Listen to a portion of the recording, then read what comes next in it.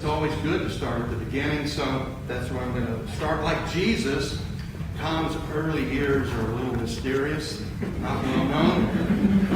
So, with the short notice that I was given to speak about Tom, I've had to patch some things together, a little innuendo here, a little hearsay, some gossip, and a few things I know about Tom.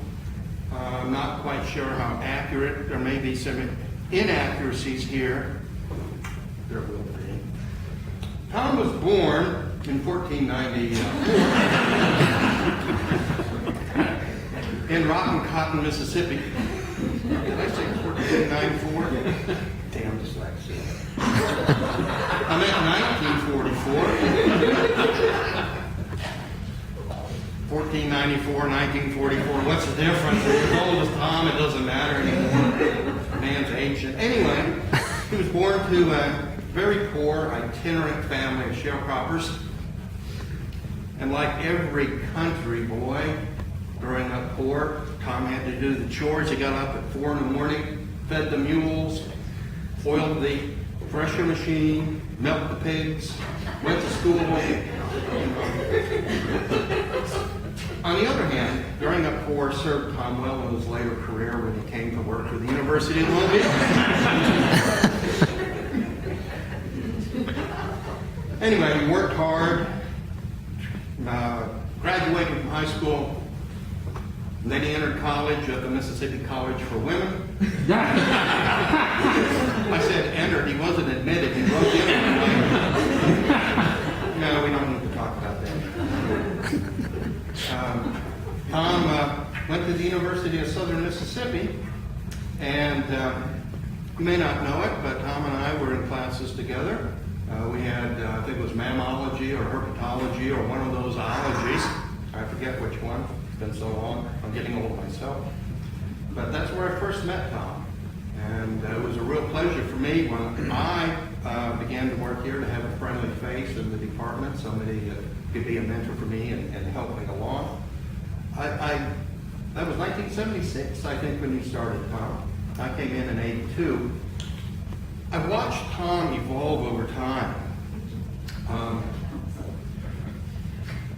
In my early years, I see Tom in his office, and this is how he looked. And then in later years, it's more like this.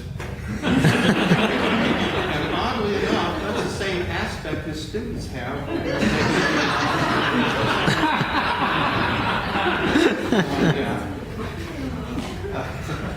Anyway, Tom has a certain economy of nature about him.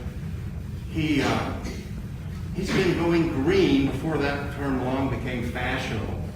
He's used the same handouts in physical science since 1976. They have been duplicated and copied. Well, I have some here. Early in Tom's career, copies were nice and clean, like this. But after about 2,000, 3,000 copies, they began to get these little speckles all over them, dirt particles. And now, after being copied so many times, they look like You may not know this about Tom, unless you know him very, very well. But he can be quite the party animal. It may not appear that way on the surface, but I've been to conferences with Tom. We went to Charleston, South Carolina to do a conference, did we not? Let me tell you, that good Southern Baptist right there can party just like the most ardent evangelical Methodist I know.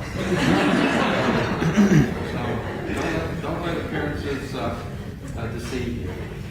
Anyway, Tom, I love you. You are, I think, the heart and the soul of the Department of Natural Sciences. You may not be the brain.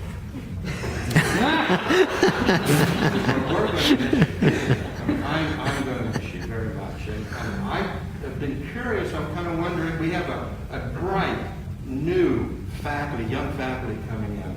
And I'm kind of curious which one of those is going to become the new Tom Bilko.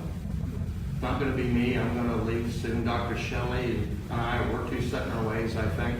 So it's going to be have to be one of the newest. I don't have a soul. That's what my mother-in-law told me years ago. So I can't take up the slack. I love you, man. I really do. And it's not going to be the same. I did bring you a little present. It's okay. It's okay. It's one of my photographs. It's one of my favorites. I hope you're going to like it. You may not be able to see it well from there, but there's a young boy, shirtless, blue jeans, walking down the Fairhope Pier at the tail end of Tropical Storm Lee when a huge wave has gone over the pier and the sun is catching it.